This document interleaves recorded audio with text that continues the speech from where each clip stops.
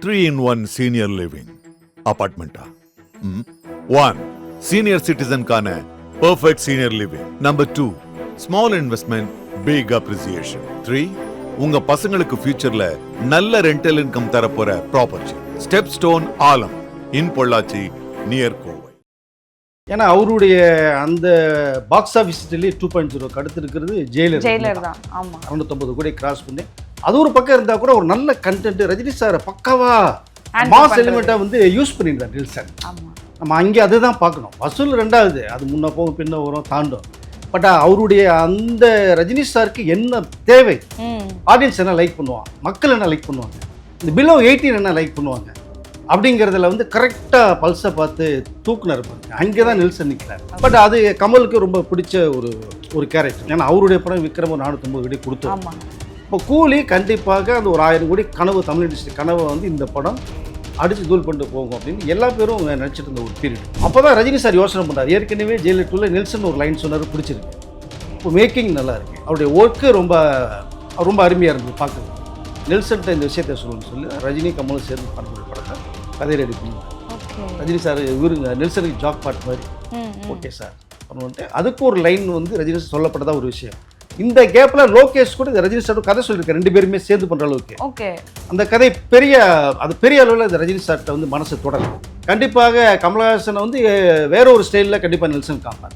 So அந்த படம் தெரிக்கிற அளவுக்கு இருக்கும். ரஜினியும் கமலும் சேர்ந்து பண்ணக்கூடிய அந்த படம் கண்டிப்பாக பேசப்படக்கூடிய ஒரு படமாக இருக்கும். இல்லை இன்னும் ஒரு செய்தி, எனக்கு வந்த ஒரு செய்தி என்னன்னா, ரொம்ப அதிர்ச்சிகரமாக தான் இருந்தது எனக்கு அந்த செய்தியை கேட்ட உடனேயே. சுந்தர்சி ஒரு commercial director.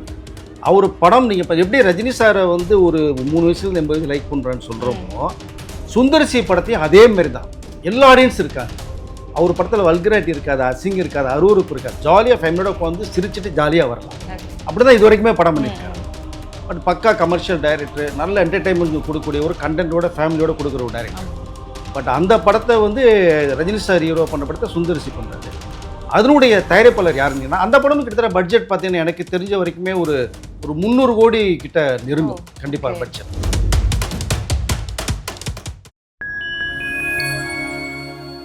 Fine time cine நேயர்களுக்கு வணக்கம். இன்னைக்கு நம்ம கூட நிகழ்ச்சியில சீனியர் ஜேர்னலிஸ்ட் வெங்கடேஷ் சார் நம்ம கூட இணைஞ்சிருக்காரு. வணக்கம் சார். வணக்கம் சார். நம்ம ஆல்ரெடி அது ஒரு பேச்சு இருந்துச்சு, ரஜினி கமல் 2 பேரும் இணைஞ்சு படம் பண்ண போறாங்க, அதுக்கு யார் பண்ணுவாங்க, லோகேஷ் அவர்கள் பண்ணுவாங்களான்னு சொல்லிட்டு ஒரு பேச்சு இருந்துட்டே இருந்துச்சு, கன்ஃபார்ம் ஆகாம.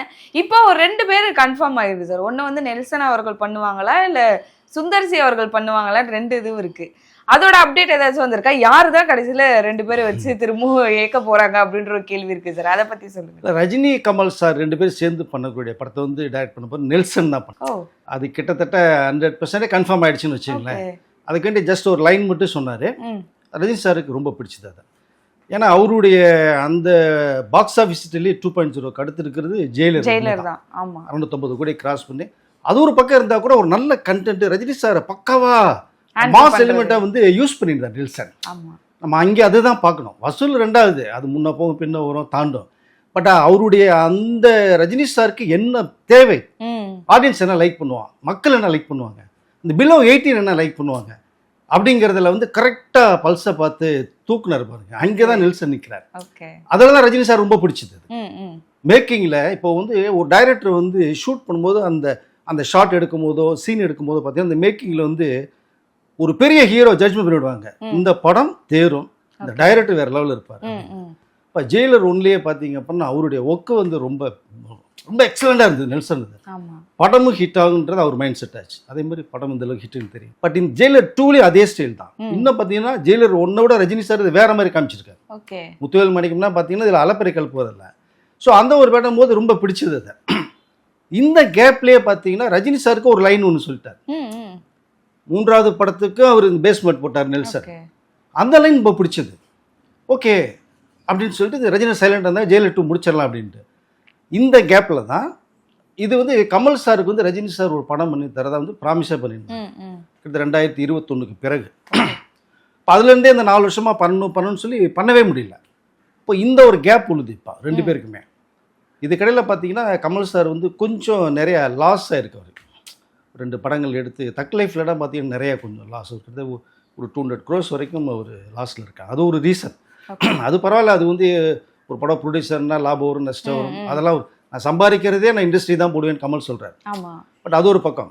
பட் இதுக்கப்புறம் பார்த்தீங்கன்னா 2 பேரும் சேர்ந்து பண்ணக்கூடிய ஒரு படம் வந்து பேச்சுவார்த்தையில் இருந்துச்சு. ஒரு 46 வருடங்களுக்கு பிறகு நம்ம பண்ண போகிறோம். அது ரொம்ப எக்ஸலண்ட்டாக இருக்கணும் படம். ஆடியன்ஸு அது வந்து உலக அளவில் போய் ரீச் ஆன அந்த படம் அப்படிங்கிற 2 பேருமே ஒரு மாஸ்டர் பிளான் பண்ணாங்க.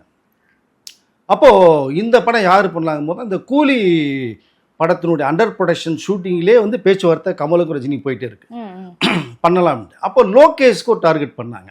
ஆமா, நிறைய பேர் அதான் எதிர்பார்த்தாங்க, லோகேஷ் தான் பண்ணுவாரு அப்படின்றது. பட் அது கமலுக்கு ரொம்ப பிடிச்ச ஒரு கேரக்டர் அவர். ஏன்னா அவருடைய படம் விக்ரம் ஒரு 450 கோடி கொடுத்தோம். இப்போ கூலி கண்டிப்பாக அந்த ஒரு 1000 கோடி கனவு, தமிழ் இண்டஸ்ட்ரி கனவை வந்து இந்த படம் அடித்து தூள் பண்ணிட்டு போகும் அப்படின்னு எல்லா பேரும் நினச்சிட்டு இருந்த ஒரு பீரியட். லோகேஷ் மேலே மிகப்பெரிய நம்பிக்கை வந்தது. ஃபேன்ஸ்லேருந்து மக்கள்லேருந்து இந்த படம் வேறு லெவலில் இருக்கும், ரொம்ப எதிர்பார்ப்போடு இருந்தாங்க. பட் நானும் ரொம்ப எதிர்பார்ப்போடு இருந்தேன். ஆனால் கூலி வந்ததுக்கு பிறகு வந்து எப்படி படம் பண்ணாங்க, லோகேஷுடைய கெப்பாசிட்டி என்னங்கிறத நம்ம புரிஞ்சுக்க முடிஞ்சுது. இதுக்கு மீறி வந்து கிட்டத்தட்ட வந்து ஒரு 550 கோடியும் படமும் சூப்பர் ஹிட் ஆனதுக்கு காரணம் வந்து ரஜினி சாருங்கிற அவருடைய மோத்துக்கு மட்டும்தான்.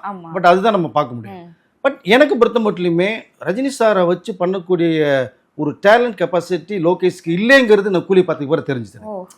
ஏன்னா அந்த கதை ரஜினி சார் கேட்ட கதையே கிடையாது. நான் திரும்ப அதான் சொல்லுவேன், ரஜினி சார்னா ஒரு மாஸ், அவருக்கு என்ன தேவை அப்படிங்கிறத கார்த்திக் சுப்புராஜ் படம் பேட்டை நீங்கள் பார்த்தீங்கன்னா தெரியும், மனுஷன் பில்லாடி இருப்பார். ஸோ ரஜினி சார் இருக்கிற விஷயங்கள் நிறைய நீங்கள் வாங்கணும். யங்ஸ்டர்ஸ் பிலோ 18 3 வயசுலேருந்து ஃபேன்ஸ் இருக்காங்க. அப்படிங்கும்போது என்ன ஒரு கதை ரஜினி சார் எடுத்தால் பண்ண முடியும் அப்படிங்கிற விஷயத்த கண்டிப்பாக திங்க் பண்ணிடணும். அங்கே லோகேஷ் பெரிய இந்த கோட்டை விட்டார். ரெண்டாவதாக பார்த்தீங்கன்னா ஏ சர்டிஃபிகேட்டோட படம் வேறு பண்ணாங்க. அது மிகப்பெரிய ஒரு தவறு. கோர்ட்ல எல்லாம் சப்மிட் பண்ணி பண்ணும்போது சென்சார்லேயே சொல்கிறாங்க இது சீனை நீங்கள் எடுத்தீங்கன்னா நாங்கள் யூஏ தரோம்னு சொல்கிறாங்க. அப்போ நீங்கள் ரஜினி சார் ஒரு படம் பண்ணும்போது ஏஐ நீங்கள் ரிமூவ் பண்ணிட்டு யூஏ வாங்கிட்டு தான் பண்ண. ஸோ அதை ரஜினி சார் வச்சு பண்ணும்போது ஏ அவாய்ட் பண்ணிட்டு யூஏ மட்டும் வச்சு பண்ணிருந்தீங்க அப்படின்னா இந்த பிலோ 18 உள்ளே வருவாங்க. இப்போ அவங்க வரவே முடியல. நீங்கள் தியேட்டர் வாசலில் பெரிய போர்டு வைக்கிறாங்க, இந்த படம் ஏ சர்டிஃபிகேட் படம், பிலோ 18 நாட் அலௌடுன்னு. நீ என்ன எல்லா பேருமே அதிர்ச்சி ஆச்சு. அப்போவே என்னடா இது அப்படின்னு மிகப்பெரிய கேள்விக்குறி. சரி படம் பரவாயில்ல, போனால் பார்த்தோம்னா ஏகப்பட்ட லாஜிக் மிஸ்டேக், ஏகப்பட்ட ஓட்டைகள்.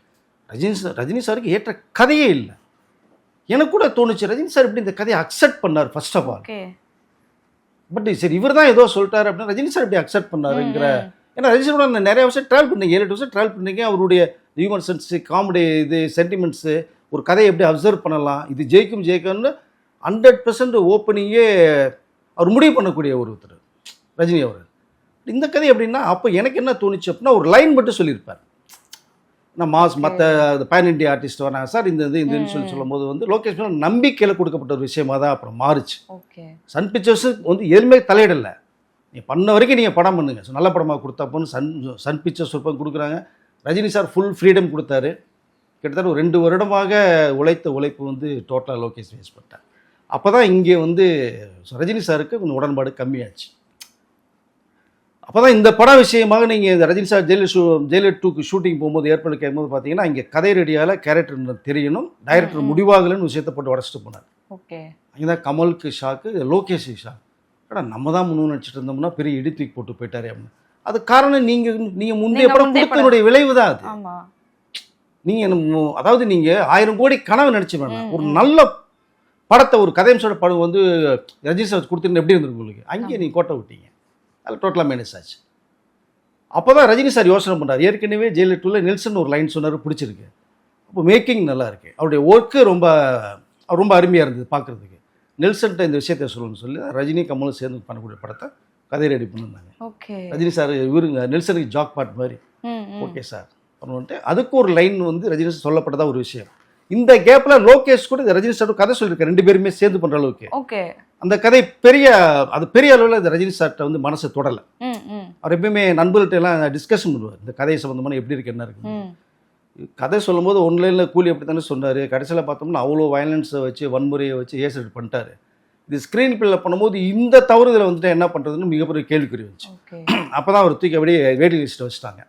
இப்போ நெல்சன் வந்து நீங்கள் பார்த்தீங்கன்னா அவர்கிட்ட வந்து ஒரு மசாலா, ஒரு கமர்ஷியல் ஆக்ஷன் பேக் இருந்தால் கூட இந்த வன்முறைகள் தூண்டுற அளவுக்கு பெருசாக இருக்காது உங்களுக்கு. அந்த கண்டென்ட்டோட தான் அந்த லைன் போகும்.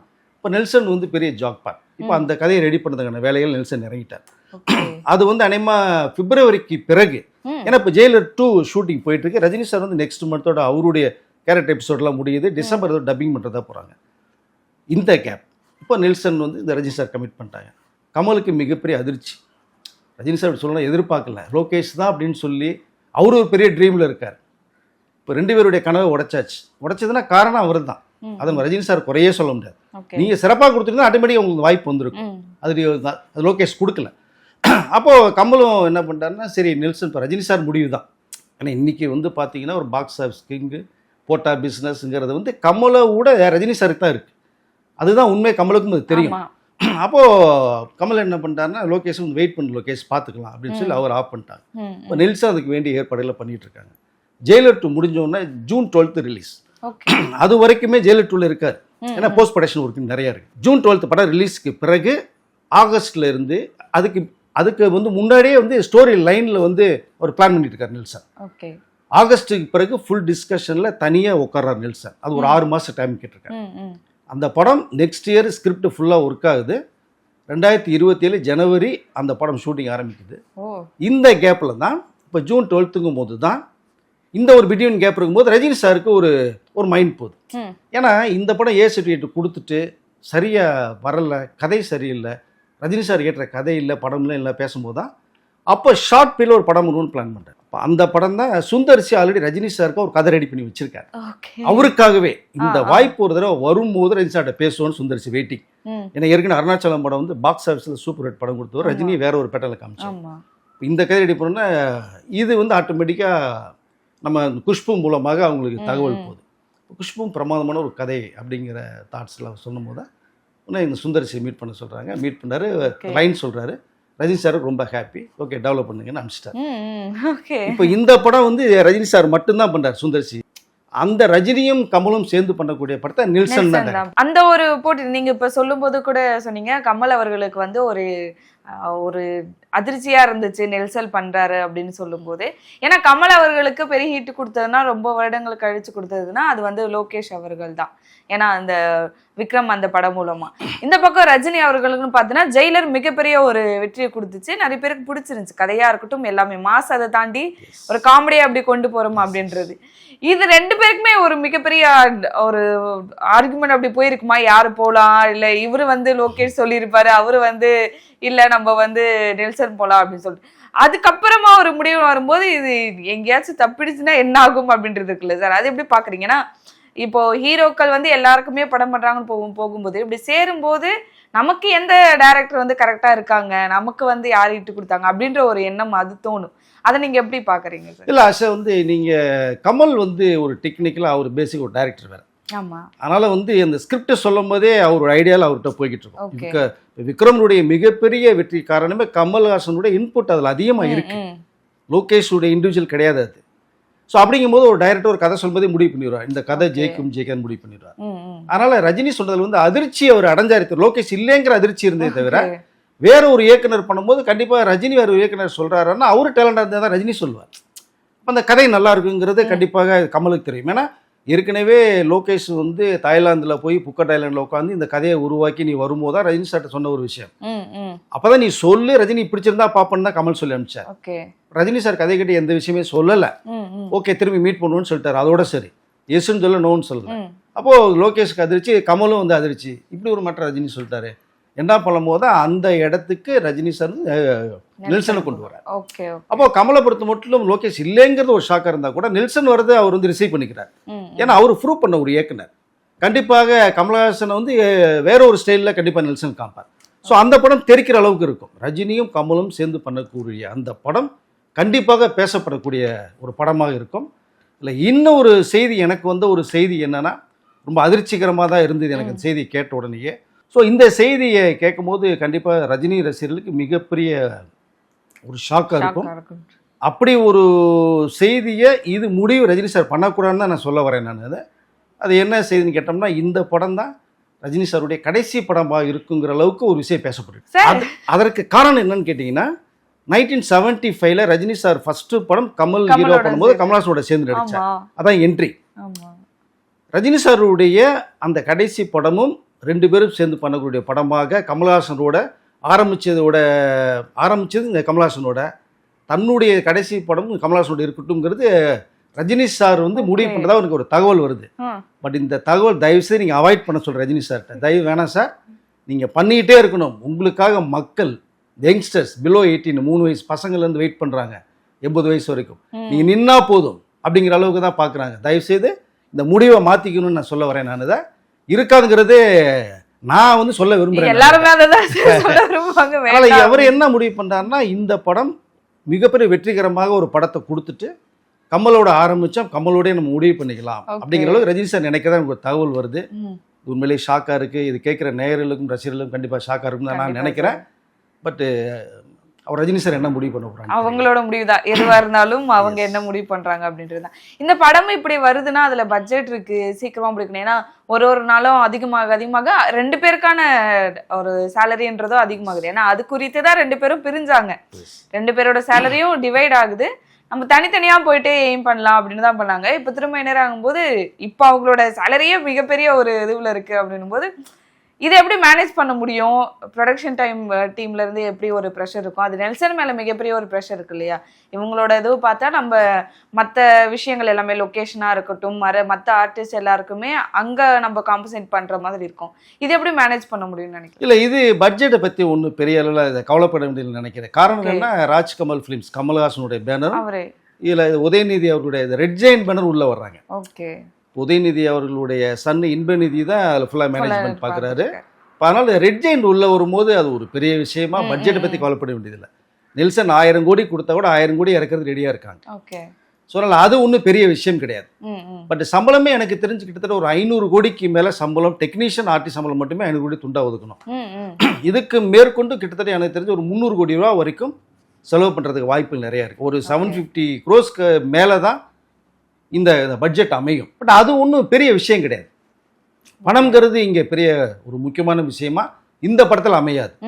அது நல்லா வரணும், பிரம்மாண்டமாக தயாரிக்கணும், இது உலக அளவில் போய் ரீச் ஆகணும் அப்படிங்கிறத ரஜினி சார் சொல்கிறதும் கமல் சொல்கிறதும். அதுக்கு ரெட் ஜெயிண்ட் வந்து மிகப்பெரிய ஒரு பில்லராக இருப்பாங்க அப்படின்னு தான் நான் நினைக்கிறேன். நான் பட்ஜெட்டை பற்றி நமக்கு எதுவுமே கவலைப்பட வேண்டிய அவசியம் இல்லை.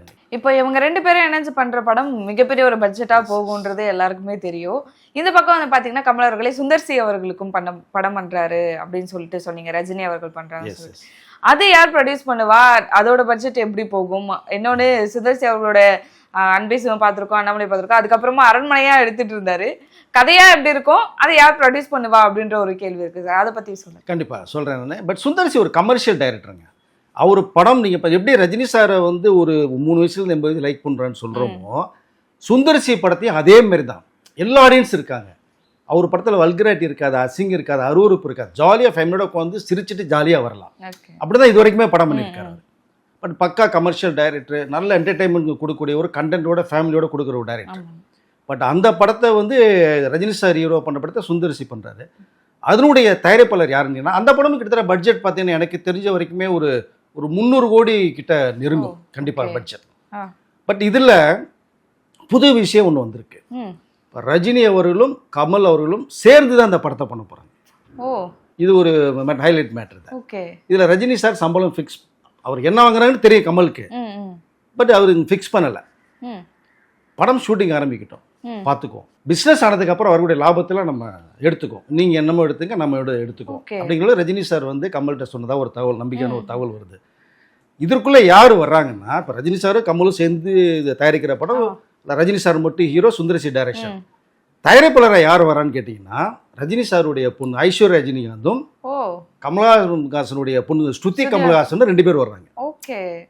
ஸ்ருதியும் ஐஸ்வர்யும் நெக்ஸ்ட் ஜெனரேஷன். ஸோ அந்த கேப் போடுறாங்க 2 பேருக்கு. அவங்க 2 பேர் தான் இதில் கிட்டத்தட்ட 2 பேரும் சேர்ந்து அந்த ப்ரொடியூஸ் பண்ணுறது மாதிரி டைட்டில் அவங்க கிட்ட தான் வரப்போகுது. இது பெரிய விஷயம் இல்லை அவங்களுக்கு. கண்டிப்பா சார். ஏன்னா படங்கள் நடிச்சிட்டு இருந்தோம், இந்த பக்கம் கமலர்கள் வந்து தயாரிப்பாளரா வந்தாரு, டைரக்டரா வந்தாரு.